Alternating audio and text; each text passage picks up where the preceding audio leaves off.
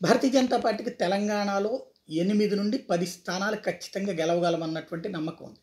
అయితే కాంగ్రెస్ పార్టీ కూడా 10 నుంచి 12 స్థానాలు గెలవడం, అందులో ప్రియాంక గాని, సోనియా గాంధీని గాని, లేదా రాహుల్ గాంధీని గాని తమ దగ్గర నుంచి పోటీ చేయాలని. అయితే రాహుల్ గాంధీ కేరళలో కాబట్టి ఇంకా దక్షిణాదిలో వేరే చోట లేదనేటప్పటికి సోనియా గాంధీని పోటీ చేయించాలన్నటువంటి ప్రయత్నం చాలా సిన్సియర్‌గా చేస్తుంది. ఈ దశలో భారతీయ జనతా పార్టీ కూడా ఒక పక్కన ప్రచారం నడుస్తుంది. మోడీ తమిళనాడు నుండి చేస్తారని. అదే సందర్భంలో ప్రచారం త తెలంగాణ గాని, ఆంధ్ర నుంచి గాని చేయాలన్న ప్రచారం కూడా నడుస్తుంది. ఇదంతా ఒక ఎత్తైతే భారతీయ జనతా పార్టీకి సంబంధించి తెలంగాణ వ్యవహారానికి సంబంధించి చంద్రశేఖర్ తివారీని తాజాగా ఇన్ఛార్జిగా నియమించారు.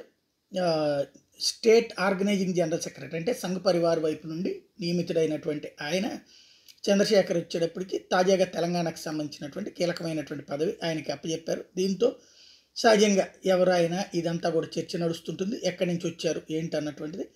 అదంతా మరికొన్ని రోజుల్లో ఆయనకి సంబంధించినటువంటి వివరాలు పూర్తిగా బయటకు వస్తాయి.